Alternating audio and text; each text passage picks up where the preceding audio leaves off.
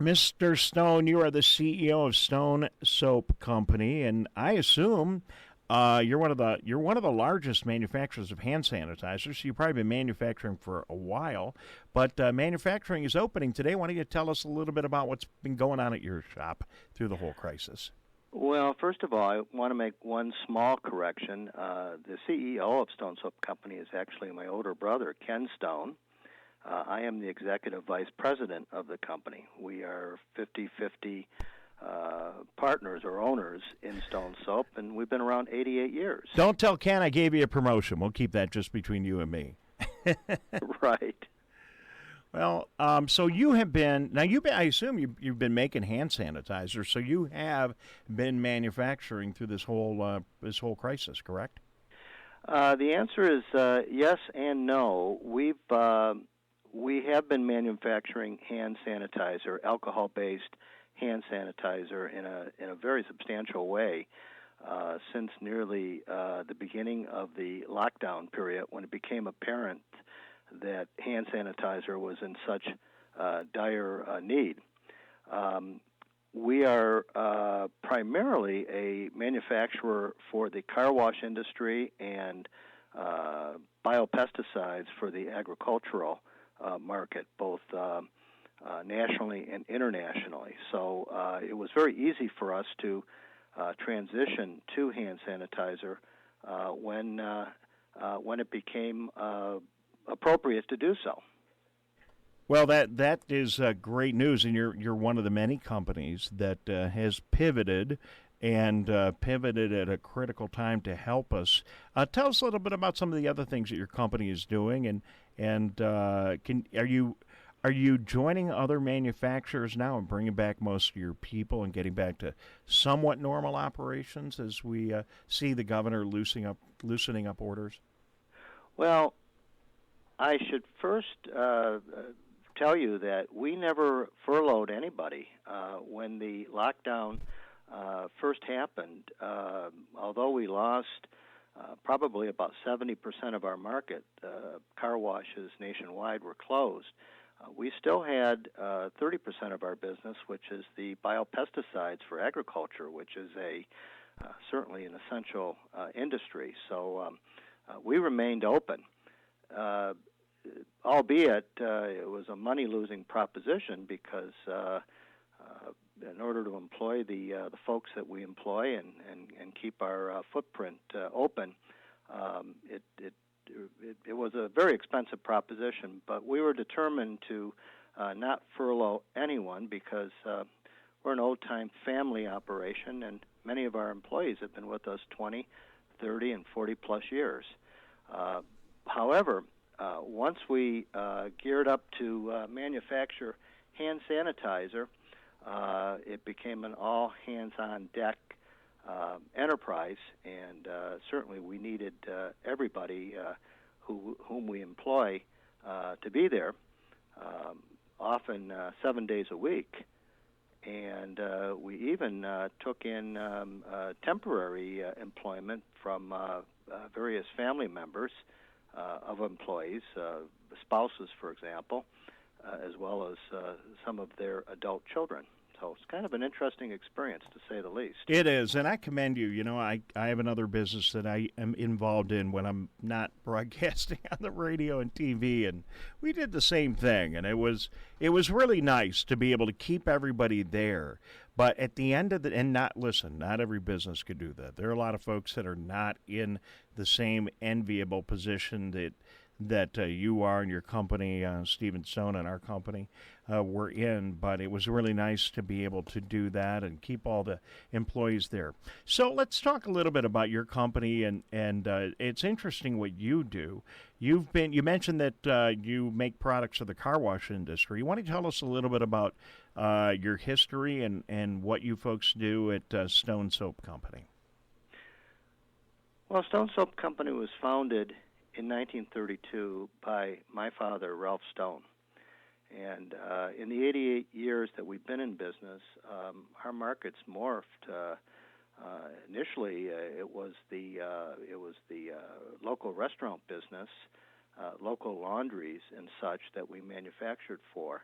And through the years, we morphed into all sorts of different markets because often in business, your markets change. And if you don't change with your markets, you go away when your markets go away. About 50 years ago, we were one of the, not one of, I would say we were the very first car wash manufacturer in the country that was devoted to pioneering various car wash products, detergents, shampoos, and other cleaners. And that was primarily due to the fact that the very first car washes in the country originated right here. The world's first self-serve car wash, for example, started in Flint. The world's first automatic car wash started on Fort Street in Detroit. And the world's origin of cloth car washes started in in Northville. So it was natural for Stone Soap Company to be at the forefront of developing products for that market. You know, it's funny. We have these conversations on this show, Stephen Stone. Thank you for telling us that, because something interesting always comes out of these phone calls and these Zoom chats, and I had no idea. Now, I knew about the legacy that Metro Detroit had with regard to shopping malls. They all started right here. The enclosed malls started right here in Detroit. And we also have a legacy of the highway system, really. The expressways started here in Detroit. But I didn't know the car washes started here in Detroit. So another development that we can, a feather we can put in Michigan's cap. And obviously you've been a big part of that. And I like what you're talking about today because it really applies to every single one of the business owners and all the people that work at all these businesses that are tuning in. And that if you can't pivot, if you can't adjust, can't change to market conditions, it can get awful tough. And your company's been around for a long time because you've been able to do that. And I imagine that has served you well during this crisis, Stephen Stone. Indeed it has. Indeed it has. This pivot to manufacturing alcohol-based hand sanitizer has been quite an experience for us. We're in a unique position because of our footprint in tanks that can handle large quantities of alcohol in a safe manner. We're in a position to produce literally tens of thousands of gallons of alcohol-based hand sanitizer every single week, and the demand is just through the roof. Well, we're all supposed to be walking around with hand sanitizer and using it. So, and that we noticed right when this started that there just wasn't enough to be had. So, that's really good news. What can you share with us? So today there are probably many businesses that are getting ready to open back up, manufacturing businesses that have been shut down for quite a while. What kind of tips might you have for them as they bring their employees back in and work on all the things that we need to work on right now in this current environment? Well, the first thing I would recommend is social distancing is not as difficult in the workplace as one might imagine. We've been able to exercise that practice right from the very beginning, and all of our employees have been very conscientious in staying away from each other. We're very fortunate that we do have a large footprint. We're a 120,000 square foot facility, so it's not necessary for employees to be right on top of each other. But my advice to any business that reopens is, to the fullest extent possible, keep your distance. Well, no, I mean, it's simple. These instructions that have come down are really not all that complicated. Social distancing, wash your hands, wear a mask, just do the basics, and hopefully things will go well. We've seen in a lot of industries, though, that were open, that were essential, that it didn't go well. The meat industry and others have had terrible outbreaks. There's even a little mini outbreak going on in the White House right now. Have you had any similar problems at your facilities? We've been very fortunate.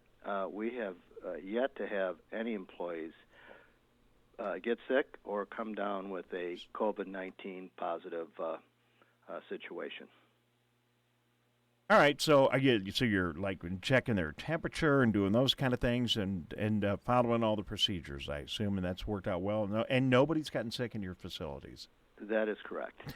All right. Well, I see a note here from our producers, and you kind of mentioned the size of your facility. You're right in the heart of our service area. It says that that because of the size of your facility, where it happens to be situated, your property is in Pontiac, Sylvan Lake, and Bloomfield Township, and you get the pleasure of paying taxes in all three of those communities.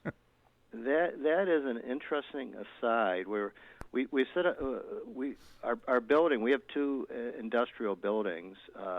Both sit within an 8.5 acre property line, which includes Sylvan Lake, Bloomfield Township, and Pontiac. So indeed, we pay taxes to all three municipalities. All right, I hope you don't mind me asking this. I've always been curious about this, and I've never had a car wash soap expert. Didn't really think that would be part of what I would be doing today, but never really had anyone who knew everything that you know about soap and car washes. So we get our car wash. I love getting my car washed. I get it washed a lot. Do we see all that water circulating through? Are we doing everything we can to make that as environmentally sound as we can? And are the things your industry is working on in that regard? That happens to be an excellent question. I'm thrilled to actually be in a position to answer that. First of all, the materials that one washes off their cars are, by definition, environmentally undesirables. So consequently, washing one's car in the driveway is really a no-no. And in fact, it flies in the face of the federal Clean Air and Water Act. So by all rights, washing your car in the driveway is patently illegal. But when one washes the car in a commercial car wash, the water that is used is either one purified in a water reclaim system in many cases, or it is filtered before it is discharged into the municipal water supply. And that's a very important point about where it gets discharged into. If one washes their car in their driveway, the water finds its way to the storm sewer. Storm sewers, there's no treatment plant involved, so all of the water that goes to a storm sewer from your driveway goes right back into the environment without any further treatment. A car wash, if it's not already reprocessing its water with a water reclaim system, the water that is discharged into the effluents, into the drain, goes to a sanitary sewer as opposed to a storm sewer. And sanitary sewers go to a sewerage facility that treats the water such that it is made fit to return back to the environment. All right, well, thanks. I always wondered, and I'd like the crazy man that I am, I'm always thinking, well, maybe I got to get there and get my car washed first thing in the morning so I don't get that dirty water later on in the day. Right. But they're making it better, and we'll be very careful on our driveways. Stephen Stone, thank you for joining us today. There is one thing I do wish to mention because I know this is concern for us. Although we're a major manufacturer in the Midwest for hand sanitizer, we are not equipped to sell to the public. That's not what we do. We manufacture for distribution, and I realize, of course, that there are folks that are listening in or watching this broadcast that may be inclined to call us up. Please don't call us. We really can't handle you. Better you should contact some of the local distributors who do handle our product, like Allen's Naturally, which is a company situated in Sylvan Lake, Michigan, that serves the local community as well as nationally. Well, I appreciate that information. As we are cleaning our cars, and again, I didn't think I'd be going there today, is there anything else that we need to be worried about? I mean, Anything coronavirus? I mean, I imagine that touching your car is just as bad as touching any other surface. Are you doing anything to the cleaners or coming out with any special cleaners to help get our cars cleaned and coronavirus free, or is it just business as usual? Well, let me preface it by saying that according to all of the current scientific data, the coronavirus does very poorly on an outdoor surface. Oh, okay.